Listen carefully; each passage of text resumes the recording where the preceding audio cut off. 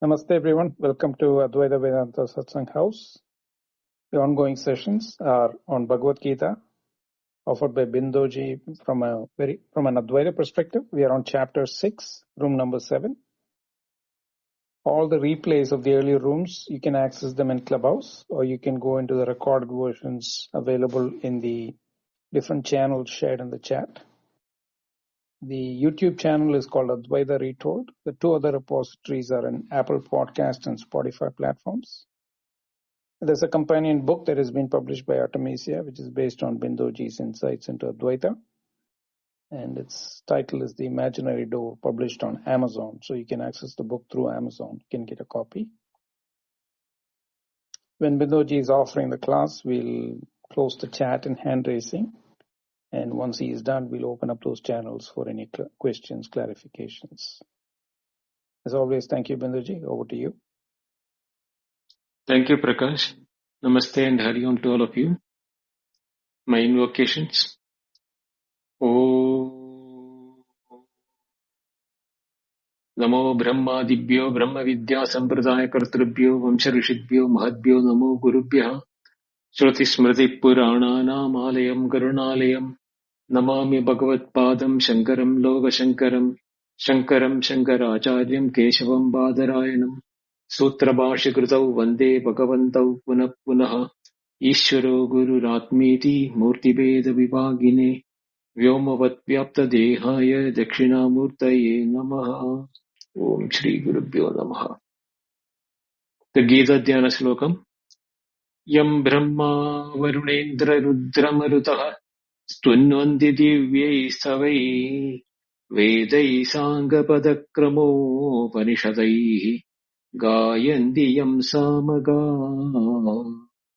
Dhyanavastita Tadgatena Manasa Pashyanti Yam Yogino Yasyandam na Vidussura Suragana Devaya Tasmai Namaha Devaya Tasmai Namaha Devaya Tasmai Namaha.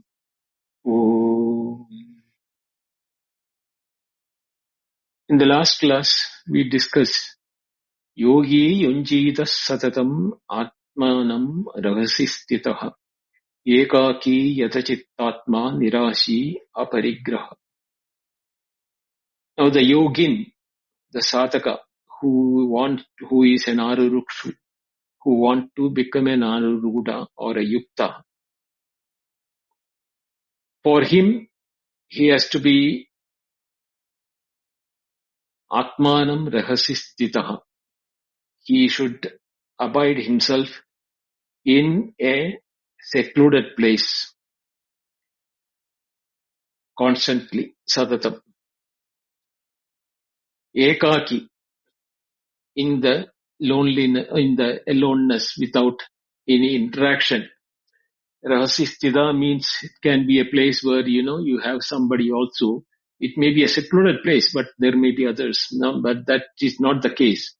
He has to be an ekaki, means he should be alone. Yatachittatma, with the mind carefully under control. How? With nirashi and aparigraha. The chitta controlling should be done with nirasha. Nirashir mean asha, without asha. Not nirasha, but, sorrow. Not that is not the meaning here. Nirashir nirashihi is the word. It is means absence of asha. Aparigraha, graha means to aggrandize or, accumulate. You may go to a secluded place with all things prepared for a 41 days or 51 days or 60 days, 100 days or 6 months stay. You would have accumulated all the required, grocery and items with which you can live there. That is not the case, we saying. Aparigraha means you should not go with any of those accumulations. Now, having described the person who Krishna is now entering into how. From who he is moving to how.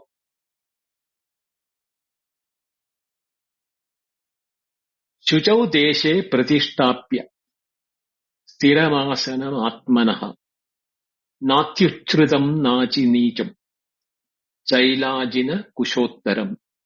Yogi, yogin, atmanaha sthiram asanam. Yogi having established himself in a firm seat. Sthiram asanam. The seat should be firm. That should not be a, place where he will be disturbed or he will be unsettled. Not where should be the seat. Shuchau deshe. It should be in a clean place, a pure place.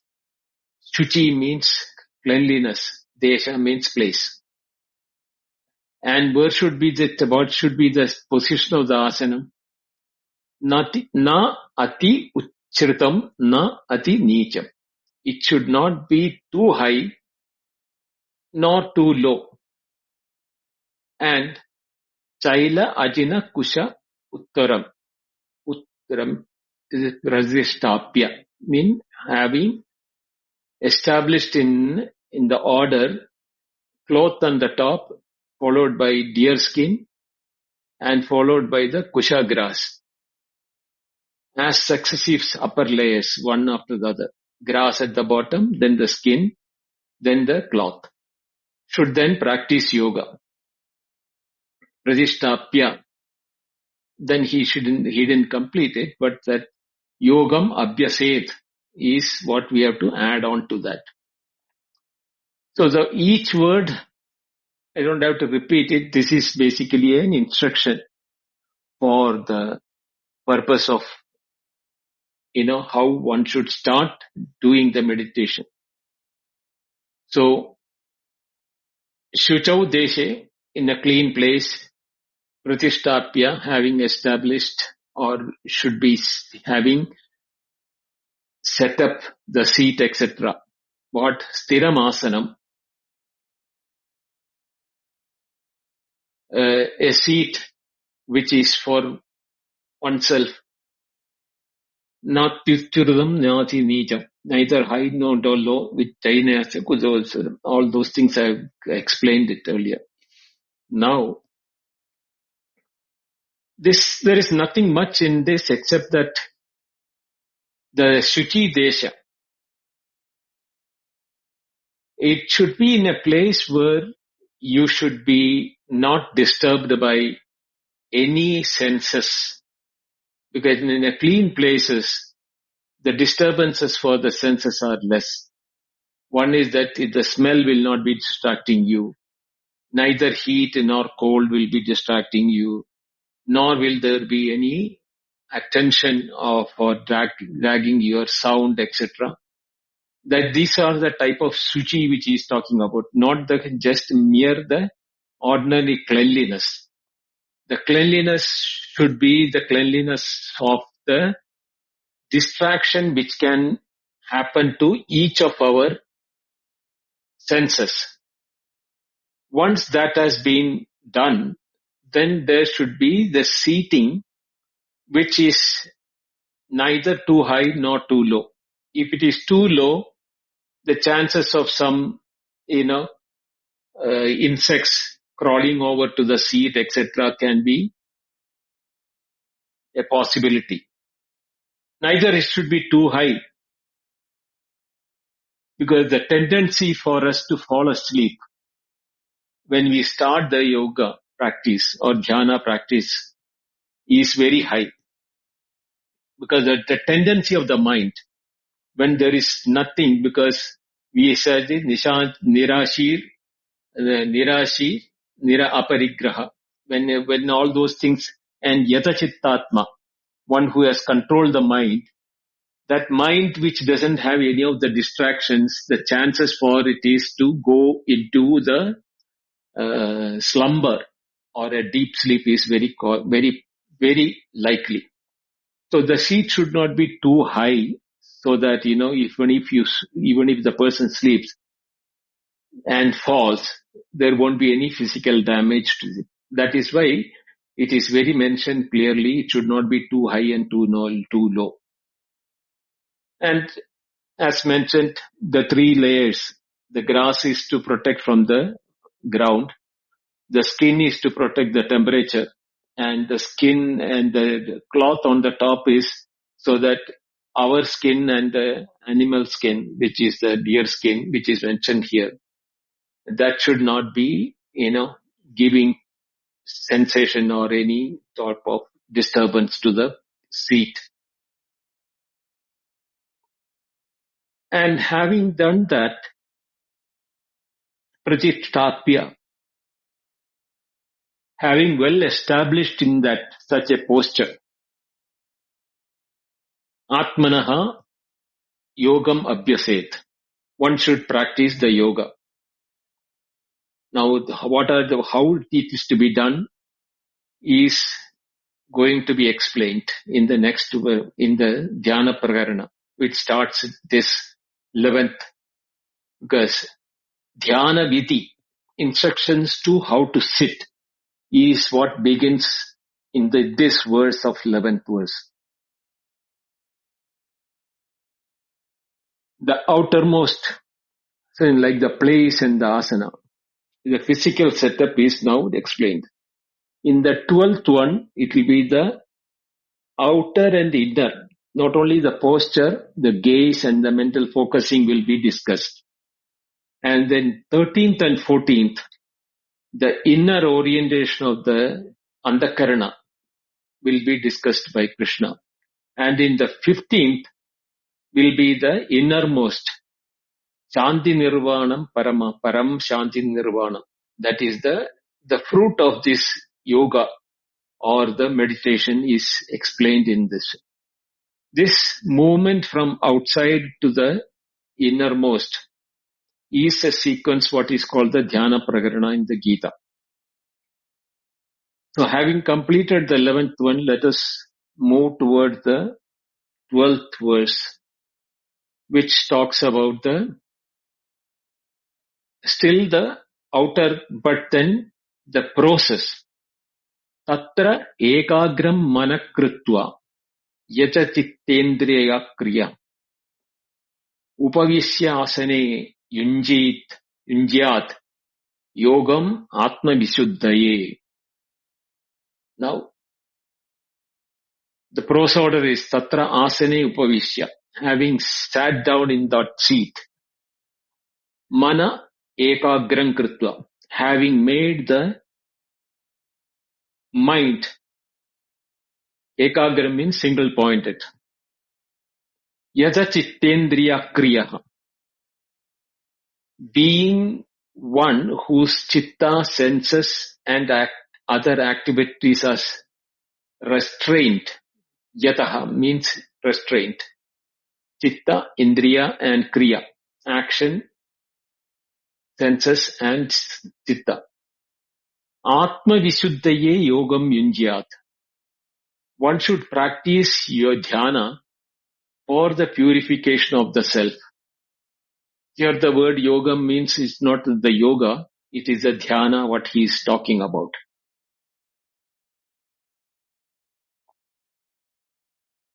Tatra means the previous verse in the 6th level. The place and the seating, everything has been mentioned, and that is the tatra here. Having seated in that place, suchi place and etc. Mana ekagram kritva. Now the entire activity, the physical activity is restrained by sitting. Not moving from a higher place, lower place, suchi place, and all those things have been included. So the establishment of the physical body is completed. The second stage is mana ekagram kartva. Ekagram means focused on a single aspect or directed towards one apex. The mind which is the volitional, emotional and deliberating faculty of the Antakarana. That should be now focused on a single point or apex. Not only that, mind should be that. How that is to be achieved? Yata chitra indriya akriya. Yeah, chindriya kriya, not akriya. Chitta means in the mind we have a tendency to, bring up our memories. That is what is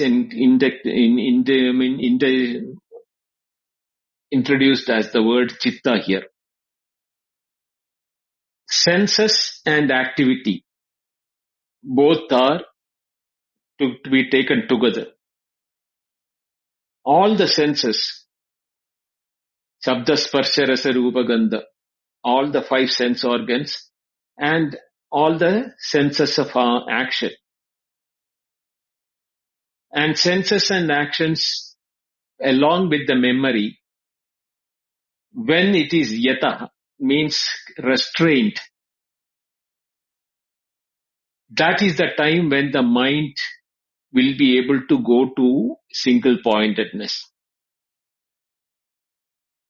So these two go hand in hand. First, we will physically sit in a place which is as instructed.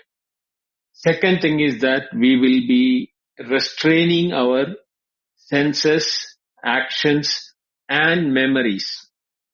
So both external actions and internal actions are restrained by this process. And then asane upavishya. Seated in the above mentioned in the 11th verse mentioned seat.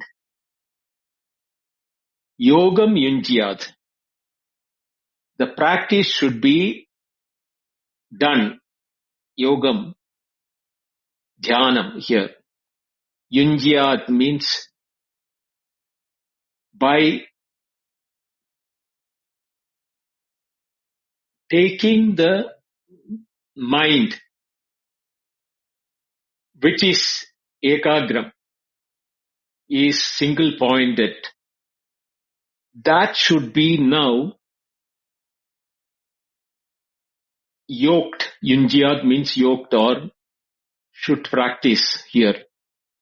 Dhyana practice or yoga practice for Atma Vishuddhaye, for the purification of the self or the sake of the Atma Vishuddhi. Now, the question can come,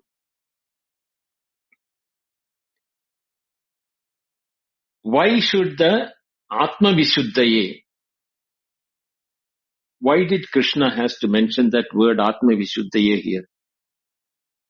We are talking about meditation, and in the meditation, why did he say that for the purpose as Atma Vishuddhaye? That is the purpose. It is Atma and Vishuddhi. And Atma Vishuddhaye means for the purpose of. Atma here is not the self. Antakarana. Our Antakarana is the Atma mentioned here, referred to. We have to understand one thing. Atma, which we know, which you have studied from the Upanishads and everything, is Nitya Shuddha Buddha Mukta Swabhava. It's ever pure. But Krishna is saying Atma Vishuddhaye. So it cannot be the one which is already pure. So it has to be one where we do not have the purity, or were the malam, or the dirt, or the kashaya, or the, this samshaya, ajnana samshaya viparya, in the form of avidya is located. That is also in the Atma only. When Atma is not known, in the mind, when there is avidya, there is anyonya adhyasa taking place, that, or the adhyasa taking place, thinking that Atma is now the body, mind, intellect complex. That process, that Atma is the body, mind, intellect complex, is happening at the mind level.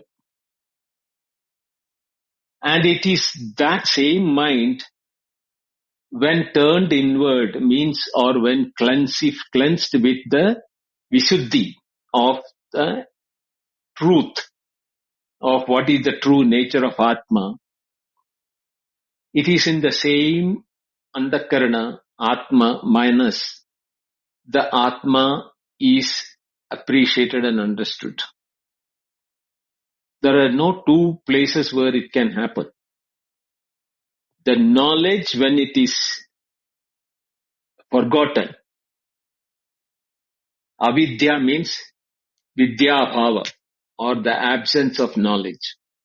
The absence of knowledge who we are causes the mind to superimpose that the body, mind, intellect complex is the Atma. This is what the adhyasa, what has been mentioned by Advaita. Shankaracharya explains this in detail in the introductory Upadkada of the Brahma Sutra Bhashya. So that is what is being referred here by Atma Visuddhi, for the purpose of. It is the most philosophically charged term here in this one. It named the purpose of yoga practice. Why should one enter into dhyana? Why should one practice yoga? It is not for liberation directly. The samadhi is not an end in itself, or the yoga is not an end in itself. But it's a purification of the antakarana that is required. That is why he is using the word Atma Vishuddhaye. So, in the 11th verse, Upavishya Asane, it was mentioned having sat down. In the second verse, they sing Manam Egagram Kritva, having obtained the mind into a single pointedness by Yadachitta Indriya Kriya, by one with the faculties restrained of the memory, actions and senses. Yogam Yunjyad, one should practice yoga. This is for the purpose of Atma Shuddhaye. Now the mind in its ordinary condition has got Vyagrata, means scattered. It thinks about multiple things. So how does the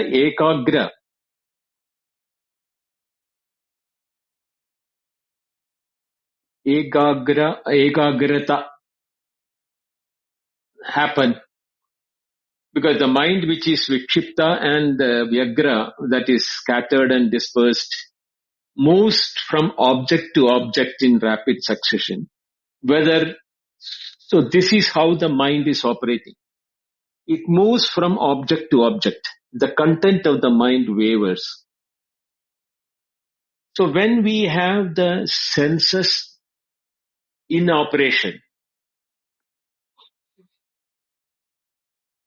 each sense organ will feed the mind with content. Shabda, Sparsha, Rasa, Rupa, Gandha. So that is now restrained, because when he said that Yata Chitta Indriya Kriya, So that possibility of that senses feeding objects has been rejecting. And yata chitta, not only that, when senses are saying that possibility that from memory also objects can arise. That is why he has mentioned yata chitta, means by you should not remember or go into wandering of the mind into things which are available in the mind as memory. So when we are doing this, the vasana momentum which is from within gives rise to a pull and push of raga and dvesha based on what is available in the memory also, our likes and dislike. After sitting for some time, we start disliking the sitting. That disliking of the sitting for meditation is dvesha, is the repulsion which is coming in the mind towards destabilizing or disturbing the peaceful sitting. Sometimes what happens, the seating is so comfortable and the concentration has made the mind so peaceful, the mind slips into sleep. We studied this in the Mandukya Upanishad Karika, where Gaudapada said that Tatra na chalayet, the mind should not be disturbed, which is neither has gone into deep sleep nor is thinking about the Vishaya. And that mind should not be disturbed, na chalayet. But what happens is that why should the sleep come?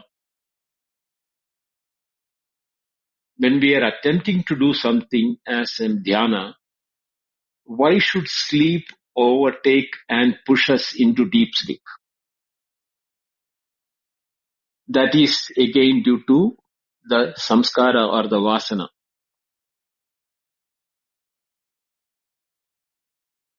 This chances of sleep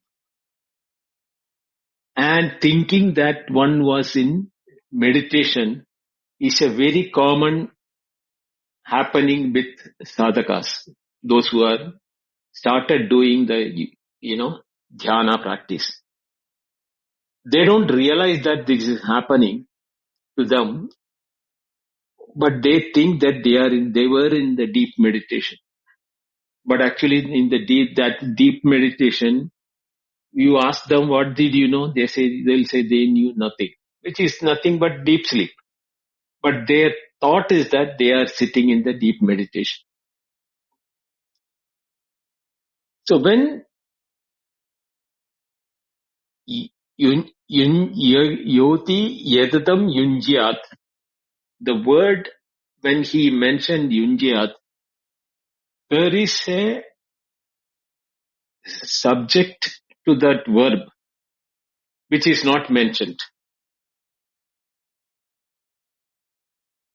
The abidance or the restrainment in such a way that the mind is not wandering anywhere. At the same time, it should be yoked or linked into the Atma, the nature of the true self, or the awareness or the consciousness.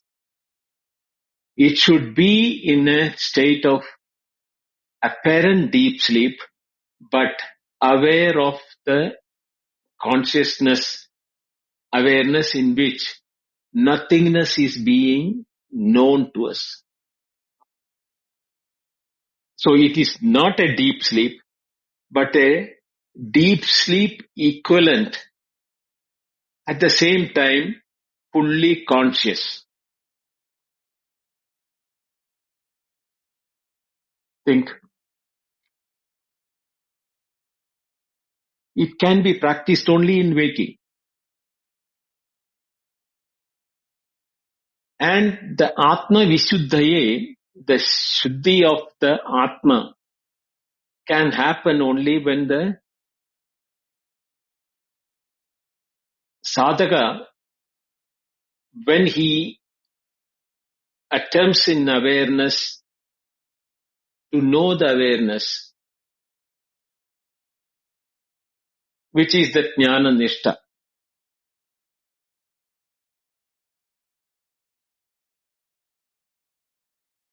The typical process is that if you are not falling into sleep, the chances for the mind to get active in the contents of the, either through memory or through sense organs or anything, or something which you have to, some task which you have to complete after waking up from meditation, these type of things can come and disturb us. Only when we are restraining them,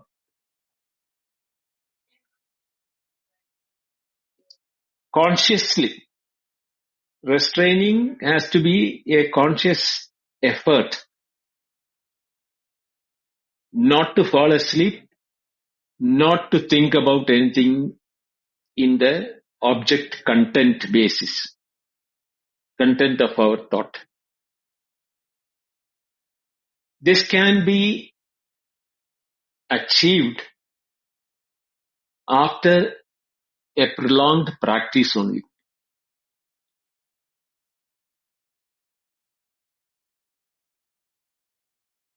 The problem which we can face is that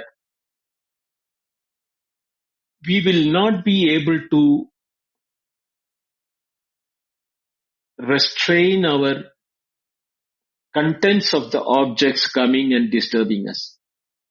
That is the most difficult aspect. Initially, sleep may be the disturbing factor, but over a period of practice, you can survive the sleep temptation and the drag by the sleep. But the contents in the form of thoughts, vritti, chitta vritti, that is why Patanjali says that yoga chitta vritti nirodha. He didn't say yoga sushupti nirodha, because that can be achieved. But when we are aware, active and doing a meditation, chitta egagram, or that vritti, chitta vritti nirodha, is the most important aspect.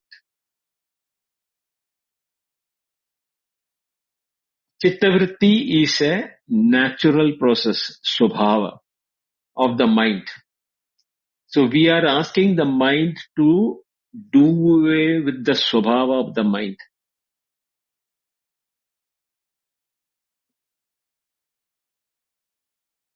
This can be done only if we are aware and conscious.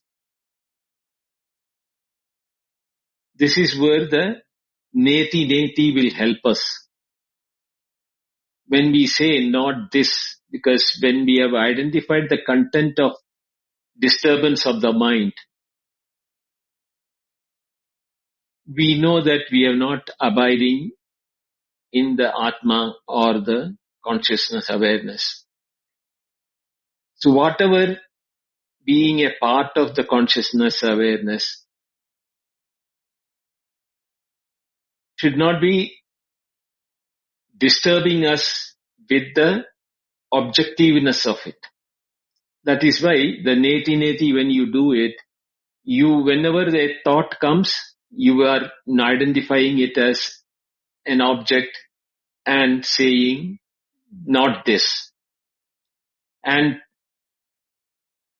this practice should be kept such that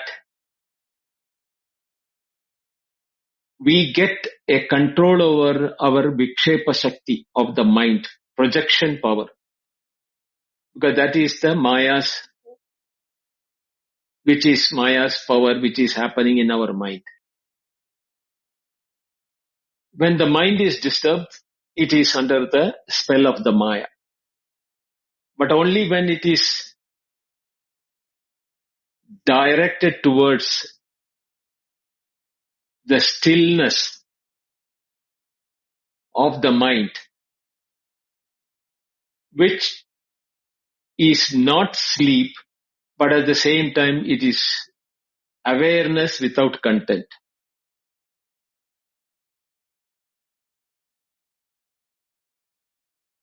So this becomes a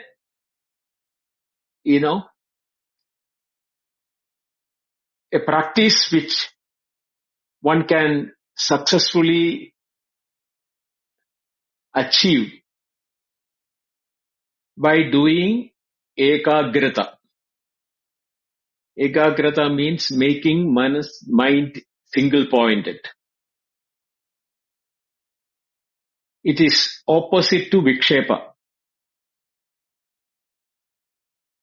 When the mind is gathered into ekagrata, orientation, it ceases to reconstitute the phenomenal multiplicity through its dispersed engagement, which happens in our day-to-day life. That it ceases to engage that way. The world is not going to disappear, but its compulsive relativity claims on the thought process weakens. Because of this mechanism, the dispersion of the mind or the variety on which the mind depends upon reduces, and this reinforces the ekagrata. Therefore, ekagrata is the first step in the practice of yoga.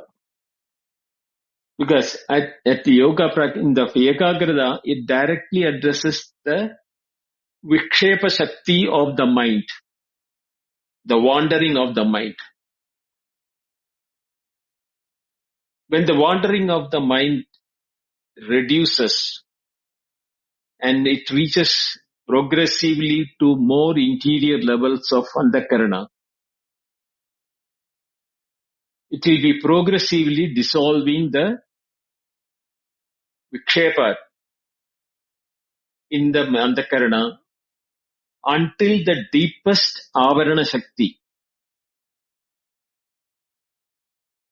which is addressed by the jnana, that the aham bodha.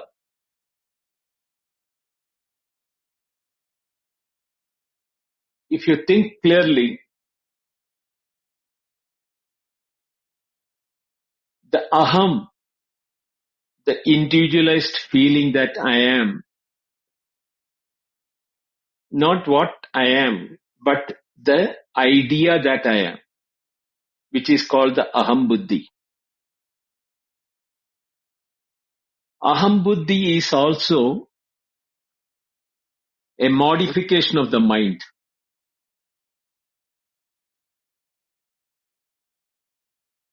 The mind,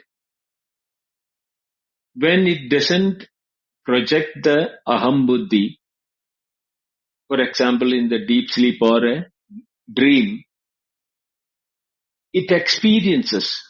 Awareness is there, knowing takes place, but the awareness becomes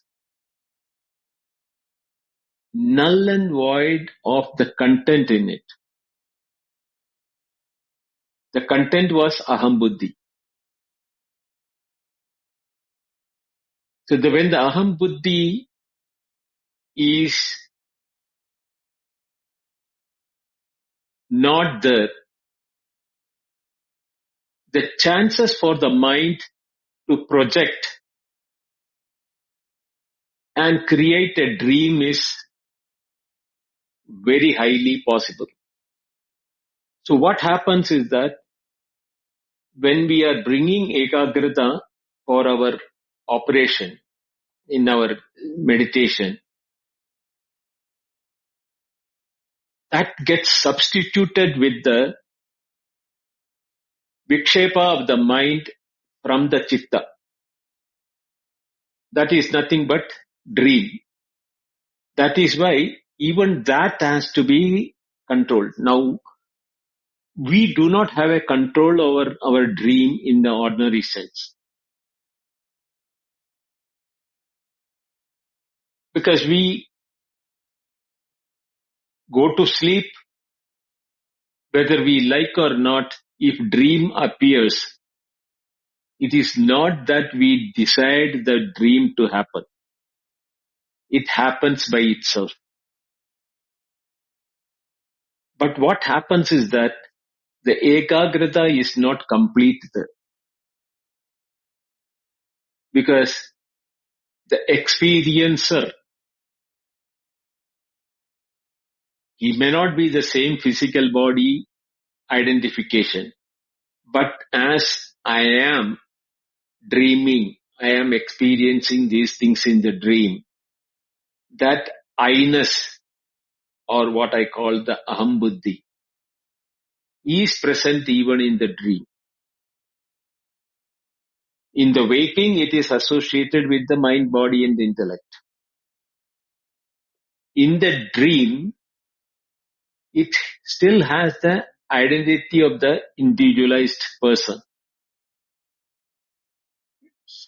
He may make from memories somebody in the mind from the memory as a content of the thought in the mind and start reacting or experiencing him or that object in the dream. But the experiencer of the dream in the dream has not got out of the individuality idea that I am the dreamer or I am experiencing this such a thing in the mind. So the ekagrata is not complete there. In the sleep, deep sleep, we have no control of everything. So there is no point in discussing about deep sleep. We can only analyze it, but we have no control over it. So when the yata chitta indriya kriya, when it is mentioned, or yadatmanaha, this individual who has now embarked upon this, he is even disassociating himself from the dreamer. Now, one may ask, is it possible to disassociate from the dreamer and yet observe the dream as a sakshi, like how we do it, the sakshi bhava in the waking? No, it is not possible to do the sakshi bhava in the dream. So the only way we can bring the ekagrata in the dream is by controlling the chitta or the memory from where our identification develops. Now, when we start our yoga practice or the dhyana practice as mentioned here by Krishna, we will not be initially possible to do the ekagrata because of the dream not being under our control. But as we practice more and more, the mind becomes more and more settled in the waking. And the more the settled the mind, the less will be the chances for a dream to pop up in our practice. So that is the time when the chitta is also under restrainment, because it is the waking which triggers the memories of the mind for the dream. So when we are controlling our activities and indulgences in the waking, there is no content for the mind which is in the memory for recalling. and then we develop the potency to even be aware of our dream.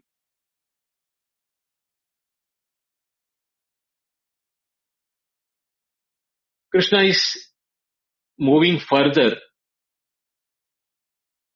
saying, Samam kaya shirogrivam dharayan achalam stiraha samprekshya nasikagram swam dishascha anavalokayan.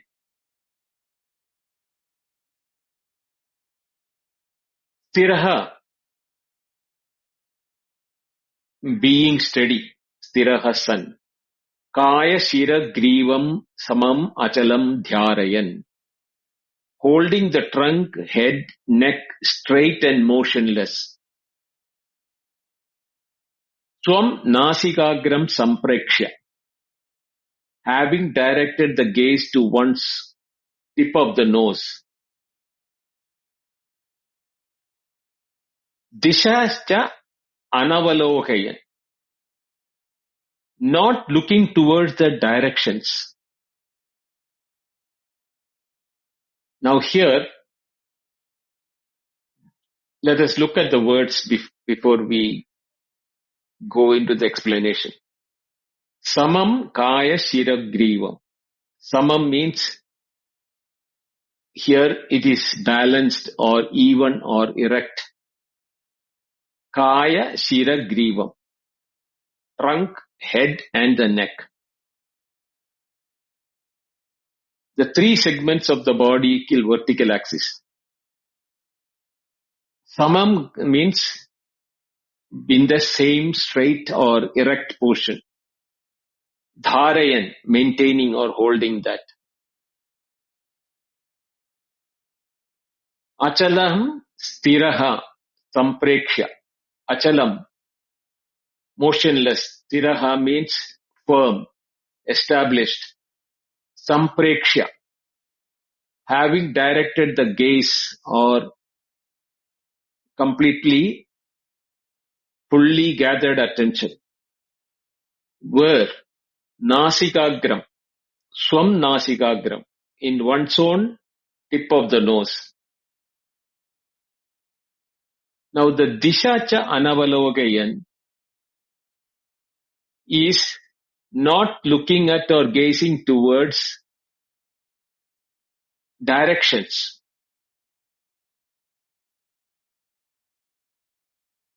What type of a direction? Dishaha. That is the directions of north, east, south, west, top, down, etc. This expression by Krishna is continuation to the previous posture narration where he has said that, Achalan, without movement, one has to sit completely the body minded. So in the 12th verse, Upavishyasane ekagram manakrutva yatachittendriya atma vishuddhaye. In this verse he said, Samam kaya shiragrivam achalam dharayan stiraha swam nasikagram samprepshya dishascha anavalokaya. The seat is in the 12th verse is about the sitting portion, whereas 13 it is continued. Mind ekagram krutva in the 12th verse is again carried over to the 16th verse. The chitta, the 12th is carried over to the 13th verse. Indriya, yada indriya krutva means activities restrained. But here he is giving a contradiction for an activity. Anavalokayan, without grazing left, right and center and south, west, etc. Without grazing means again it is a restriction of activity. Samam where he says, he is saying that eyes should be restrained, he said in the 12th verse. But here in the 13th verse, he said that Nasikagram Samprekshanam. Now this aspect of Nasikagra Samprekshanam is to be seen that, the eyes, even if somebody is going to close the eyes,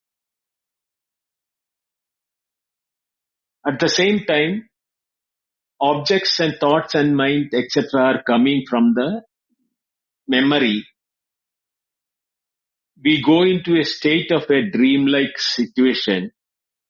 There is something called REM, rapid eye movement.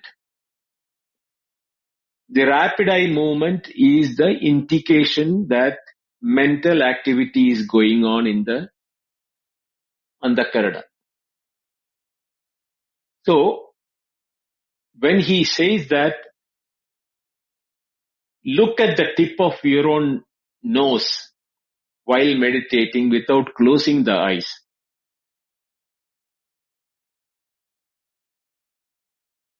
is to arrest the potency or the chances for a rapid eye movement triggered due to memory.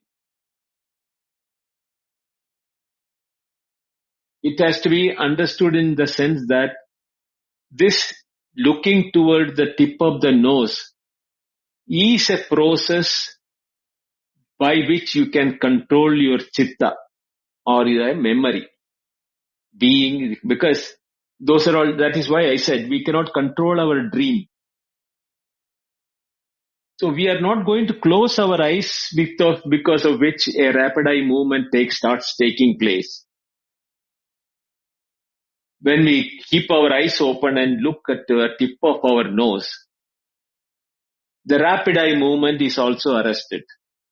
But there is chances are there when somebody is moving around, some animal is moving or some disturbance which comes from south, west, east, west or nothing, we may be tempted to look towards that direction.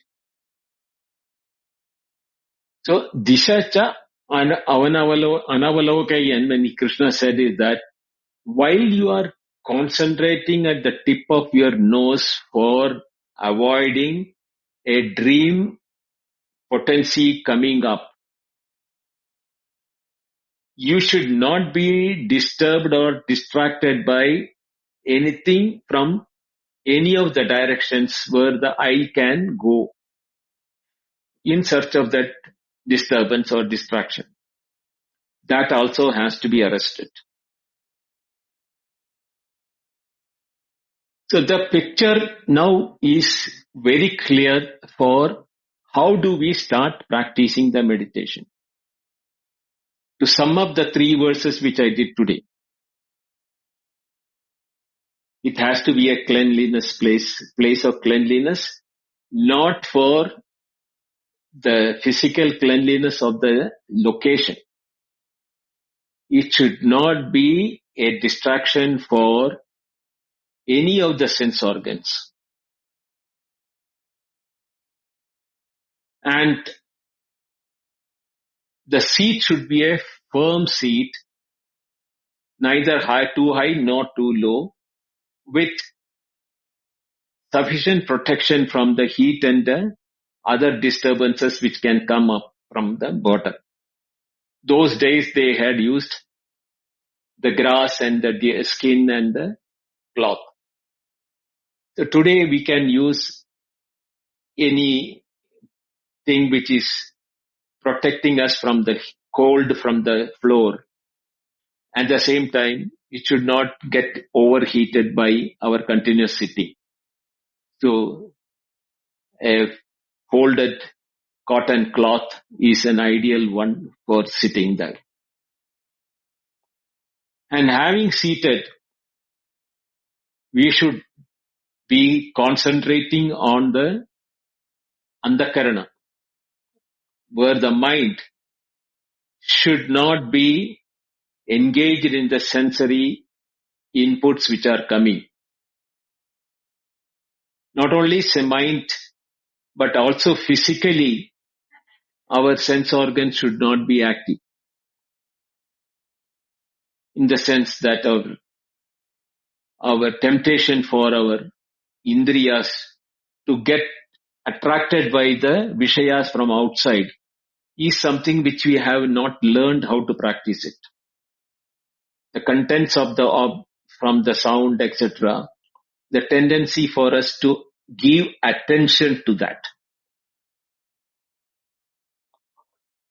How do you control your ears when sound is coming from outside? You cannot by plugging your ears is not the solution. How do you control your tendency for smell? Nose you cannot close your nose. You may close your eyes, but Krishna says don't close your eyes, because we will go into our dream, sleep and dream. So to avoid that, he is saying that look at the tip of the nose, tip of the nose, our own tip of the nose.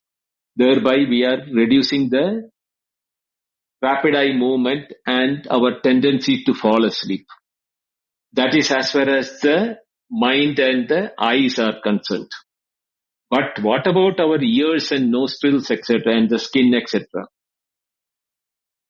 Those also need to be restricted by awareness with concentration that is not what I am looking at or whatever I want to concentrate upon. I want to concentrate upon the awareness in which all these things are there happening, including the awareness in which the aham bodham is existing. Even the aham bodham is a content in the awareness. So that is what is expected by a person who is beginning to start the practice of dhyana here.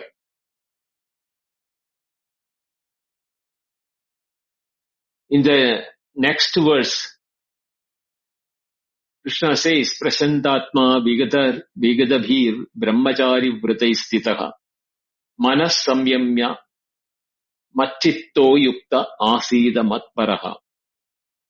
With a mind fully tranquil, as per the earlier practices which has been mentioned in the three verses, free from fear, vigadabhihi means free from fear. Brahmachari vritai stitaha, established in the vow of brahmacharya. Manas samyamya, controlling the mind. Matchitto yukta. Chitta yukta means the mind fixed on me. Mat chitta, mat, on me. Me means the aham here. Yukta asida matparaha.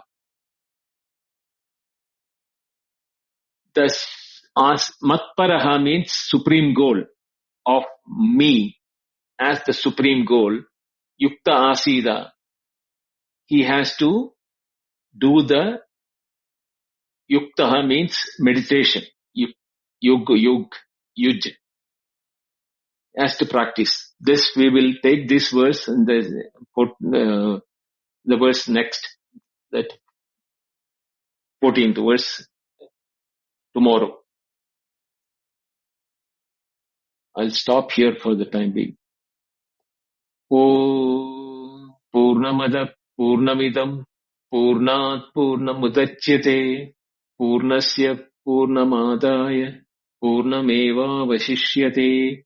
Om Shanti Shanti Shanti. Harihi Om. Shri Gurubhyo Namaha. Harihi Om. Thank you. Dhanyawad.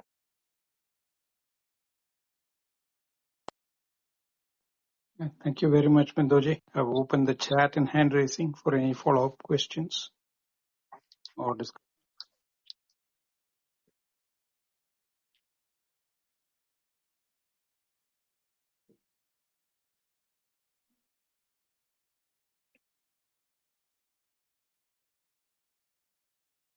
Namaste, Venkat. Yeah, Hari Om, Namaste, Bindoji. Hari Om. Thanks for formalizing yoga. I was practicing as you taught today. Okay. So that I think there are certain things you said was completely insightful. Thank you. That there is a yoga we do asana before to energize the body so that it won't fall asleep during dhyana. Right. That is the That's energizing right. The energizing is sort of with pranayama told at the end of chapter 5. There are 4-5 verses you covered. The rapid breathing, ratio breathing also energizes body, if not yogasana. Yeah, pranayama samayukta. Samayukta. That gives the energetic body if someone not able to do asana. Right. That is one helps. That helps. Sitting in a, you said, I think, vertical position without taking a back support. Yes. Definitely avoid falling into sleep.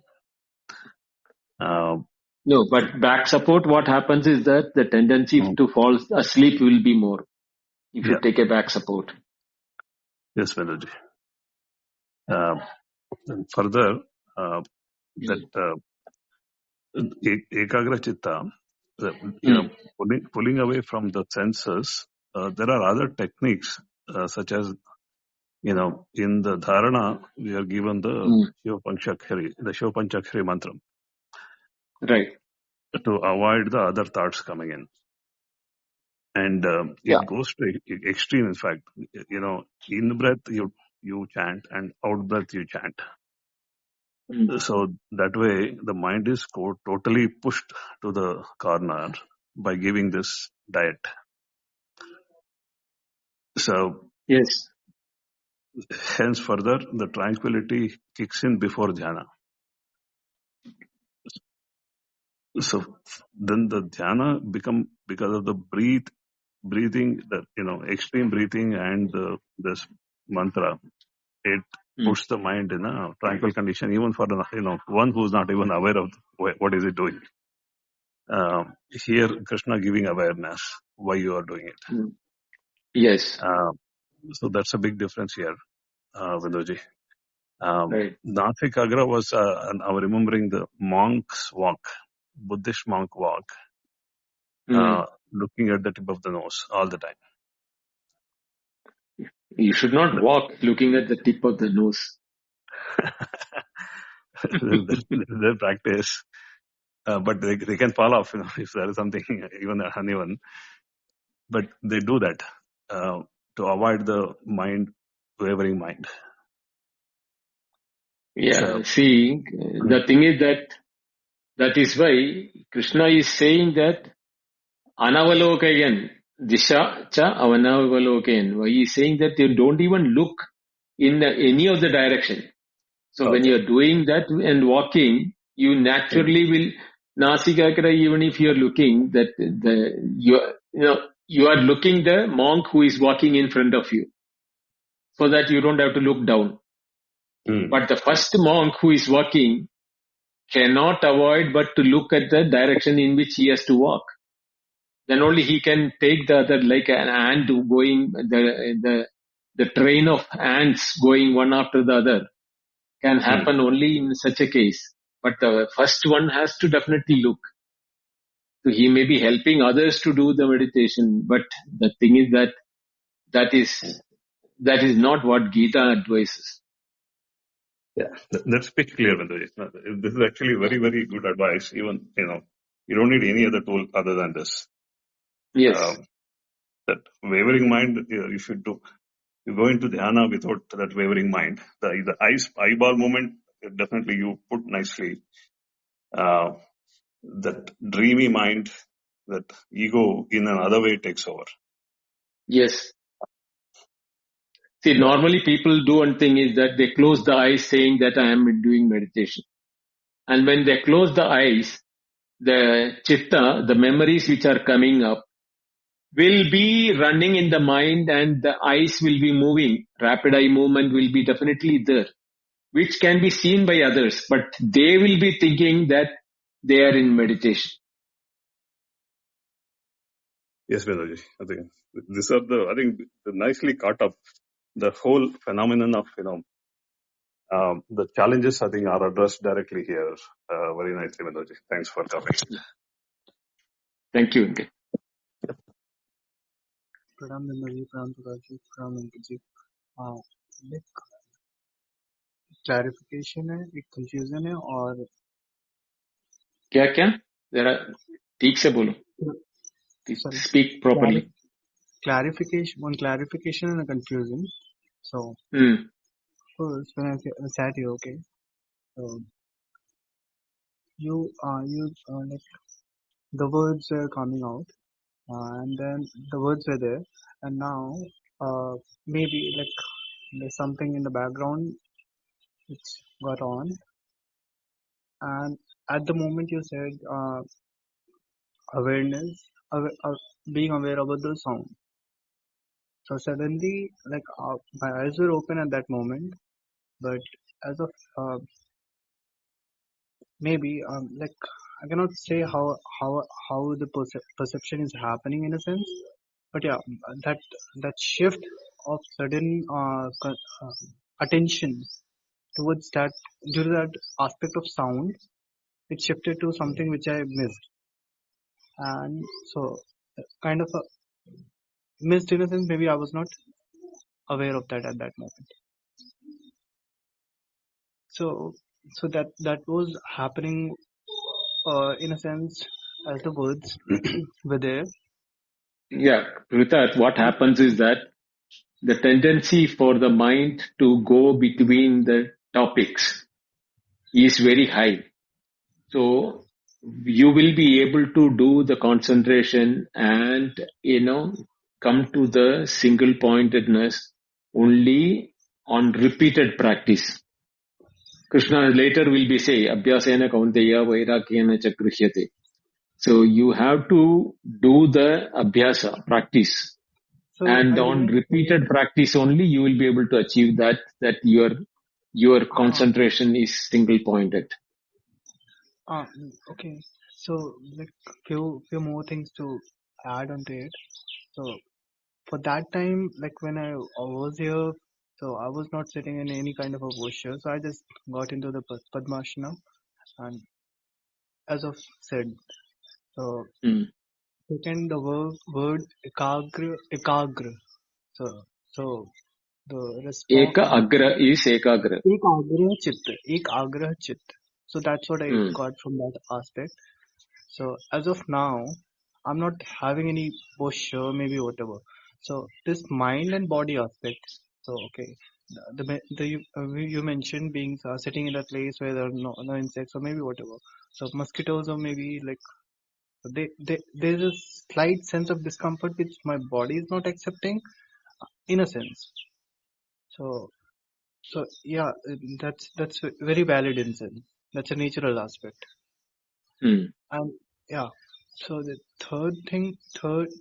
third observation is like as of I'm sitting right now, maybe my eyes are open. I'm not any certain posture, maybe just aware of whatever is happening in a sense. I'm not able to categorize anything in a sense. So do one thing, Kritat. You keep practicing it, then you will be able to focus on your thoughts and ask, the relevant part of your problem. I'm just expressing it. It's not a clarification or confusion. So, like, I did close my eyes, but there was no sense of direction in that, but without any posture. In a certain posture as of like yoga maybe, which is Patanjali Sutra. Like, okay, the yoga aspect is different in Advaita Marg.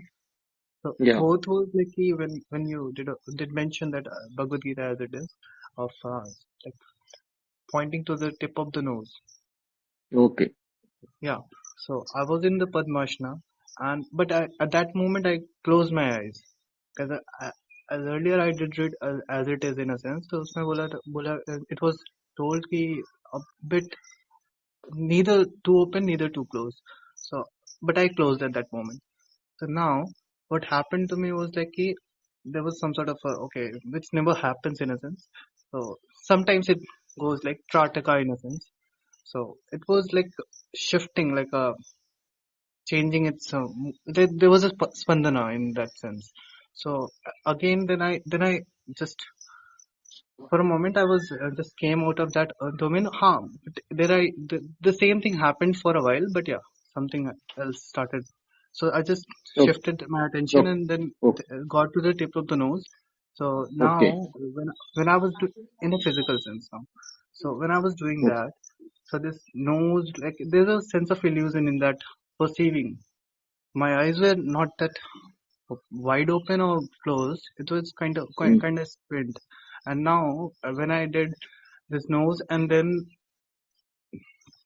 a kind of a pointing towards that nose now, and halka Okay. sa, like it's kind of a squinting. Then the walls around me started like it's kind of very illusory. There's a yeah. Yeah, see that when you start doing meditation, illusion and hallucination, all these things are, possible for people who are not, making a conscious effort on controlling their attention. Attention is more important in all these things. Don't let the attention take away your mind.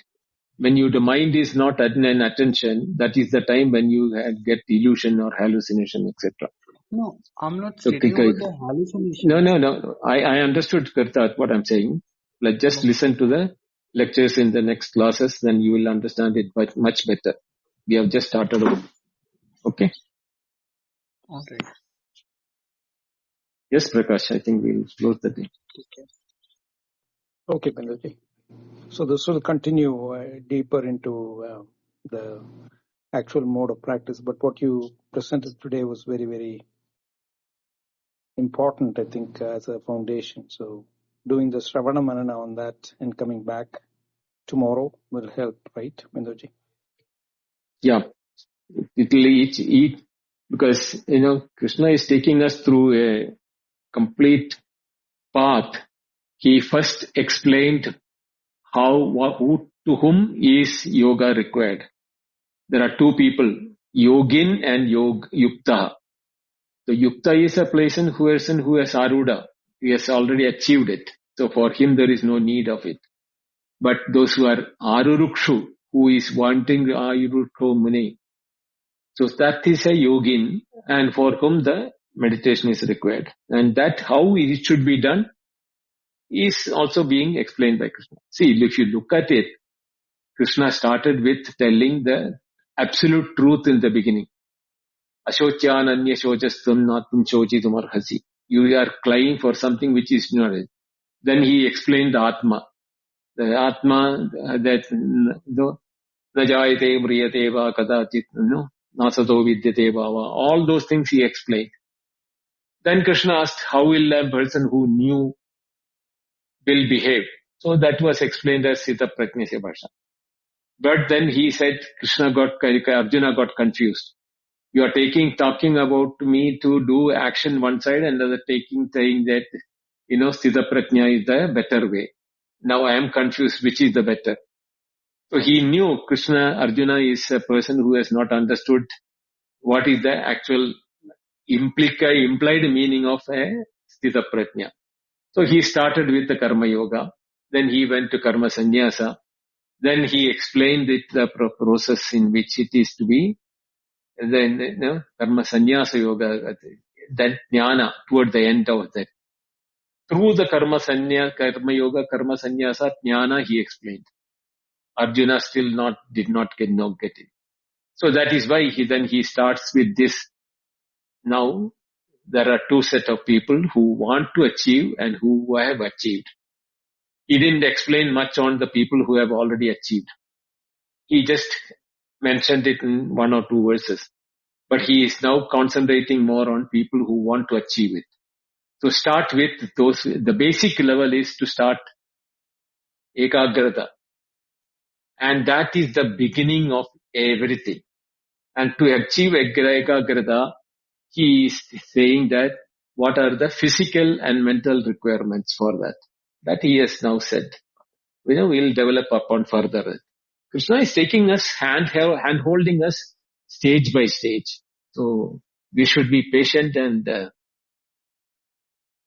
follow up what he says to us to do. Thank you very much, Bindoji. Actually, you're also hand here holding us and taking us. So a big pranams to you. And I think Besti had raised her hand, but if she has no questions, I think it was by mistake, I think. Okay. So thank you, Venkatji, Kritat, for coming up and asking questions. And those in the audience, the regular members and the new members. Just a reminder that our schedule is Tuesday, Wednesday, Thursday, 6:30 a.m. IST. And the replays are available. You can access them in Clubhouse as replays, the immediate rooms.